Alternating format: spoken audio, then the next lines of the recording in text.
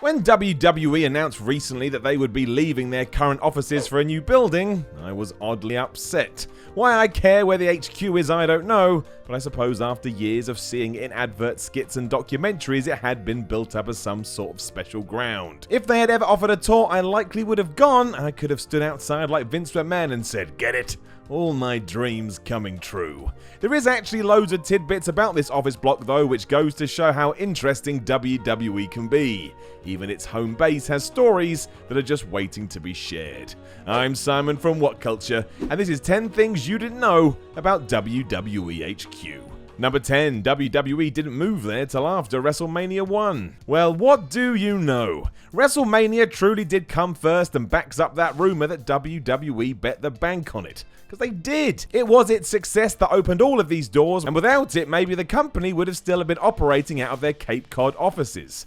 That doesn't sound as exotic. This new building wasn't even built until 1981, meaning it was quite fresh when the World Wrestling Federation moved in mid-1985. That, followed by the buzz of Smashing Mania, must have felt pretty good to Vince McMahon. He'd taken his father's business and made it into his own, and now was about to make the whole place explode. Ever since then, the WWE has never moved either, or at least not till now. It must be time to do something different, and that sums up Vince too. Never one for sentimentality. Whatever he has to do, he shall always do, no matter the emotional baggage.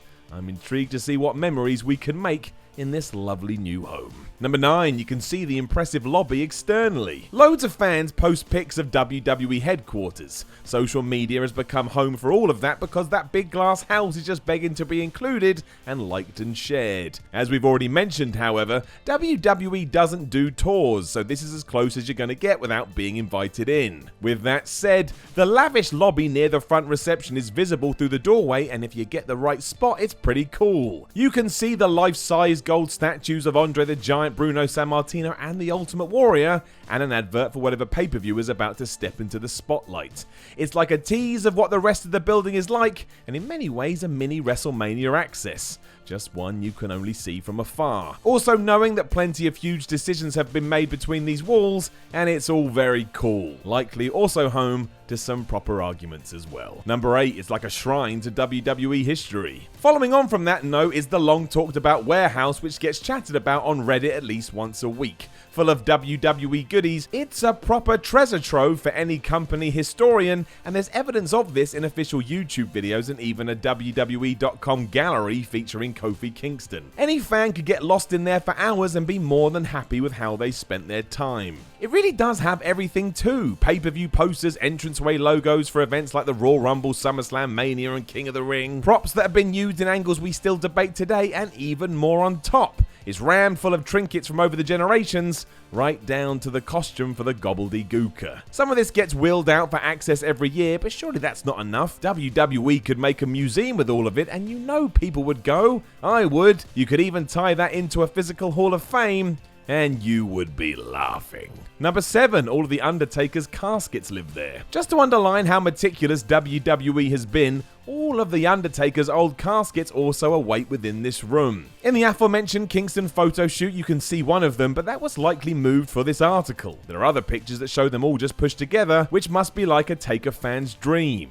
Lie down on each and every one of them and see which one fits best. WWE even has all the tombstones from the various Buried Alive matches too, which means if you were let in, you could find graves for Mankind, Steve Austin, Kane, and of course Vince McMahon. Again, it's just the sheer amount of history here. It boggles the mind, especially because it's just sat there looking at shadows. It's not used right, I tell you. And on the subject of caskets, Bruce Pritchard once revealed on his podcast that he, Pat Patterson, McMahon and Paul Bearer would often go shopping for new ones.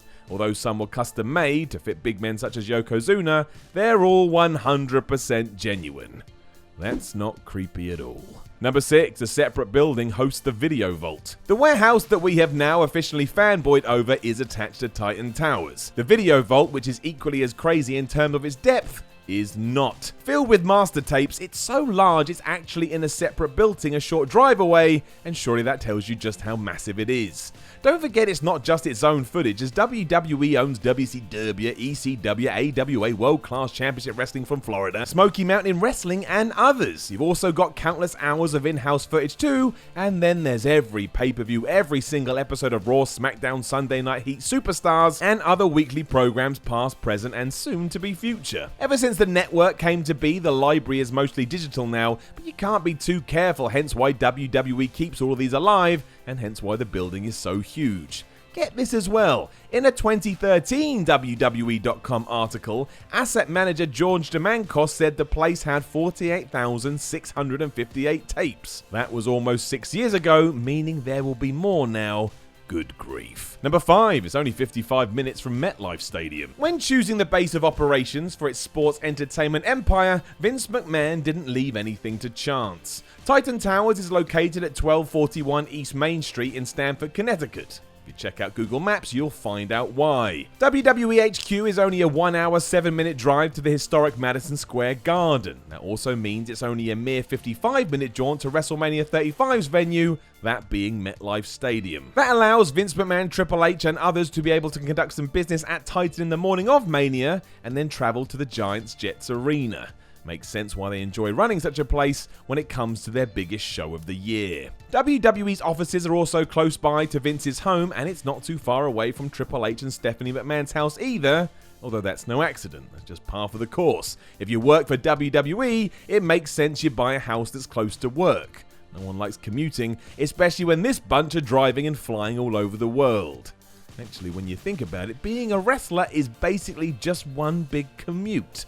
Makes it far less appealing. Number 4, WWE used to shoot programming there. You never really think where shows such as the long-forgotten LiveWire were filmed, or at least I didn't. I think I always just assumed it would be in a random studio somewhere, but it wasn't. Whether hosted by Todd Pettengill or Michael Cole, it was all shot inside this very building, because it really does have everything. That goes for other segments or inserts too, such as Pettengill's goofy segments with the Giant Gonzalez. They were all captured in one of the smaller edit rooms, which not only means that WWE has done very well with their space, but also that it's not rare for a superstar to be called up and told to head down to Stamford in order to record some vignettes. Sticking with LiveWire 2, it means that Paul Heyman phoning in for a quick word with Vince McMahon, Vince Russo as Vic Venom, or Steve Austin cutting visceral promos on Bret Hart all happen inside Titan Towers. That puts a whole new spin on those childhood memories and makes me want to get inside there even more.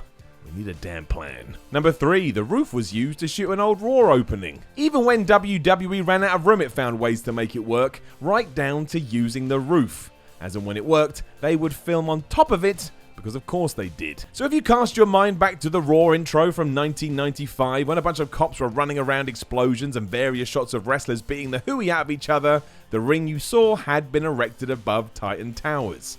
How'd they even think to do that? These weren't nobodies either, as names such as Shawn Michaels, Diesel, Bret and Owen Hart could all be seen working holds, throwing punches, or flying around as the cameras shot everything. Helicopter cams also swirled around the building, and office employees were tasked with acting like fans, so the scene felt grander. Go and check this out if you don't know what I'm talking about, and if nothing else, wait for the flyover of the set. That must have been a cool moment for the WWE employees that day. Or just very, very weird. Number 2, Triple H's office has a live performance center feed. In YouTube and network footage of the Ultimate Warrior visiting Titan Towers before his Hall of Fame induction in 2014, fans got a short glimpse into Triple H's personal office. There were title belts hanging on the walls, other paraphernalia kicking around the place, and a big TV screen could be seen in the background. That's not that shocking, but if you pause at the right moment, you will see it's a feed to the Performance Center. For you see, when the PC opened in the summer of 2013, Triple H had a direct link to the facility installed in his office at WWE HQ. Allowing the game, you'd imagine, to keep an eye on training sessions, it also means he's constantly up to date with what the latest is. Respect that. Dedication to the cause. Trips was only too happy to show this off to Warrior during his visit, and with good reason. His hands-on approach with talent development and NXT has paid dividends for years. It also shows he shares the same micromanagement style as Vince, and let's face it, so far it's worked. Number 1, the in-house gym is tied to Pokémon Go. This is weird. WWHQ has a 24-hour gym that's accessible to office employees and the talent roster. It's got everything you'd want from a fitness facility, including weights, cardio machines, hammer strength equipment, TVs, loud music, and rare Pokemon. Okay. Tweeted about by Vince McMahon back in 2016, which makes it even more bizarre, it somehow slipped the net of many wrestling news outlets that WWE were making their Gym Pikachu paradise. Or Goldeen, or Growlithe, or Tentacool, or any other blend of common and rare monsters. Whatever Poke you're after though, you'll find it inside the huge gymnasium at Titan Towers. The other weird thing is that you can't imagine McMahon being too happy with his staff and superstars chasing fictional creatures with their phones, rather than working up a sweat. And I wouldn't be happy either, you know. You should be lifting, you swines.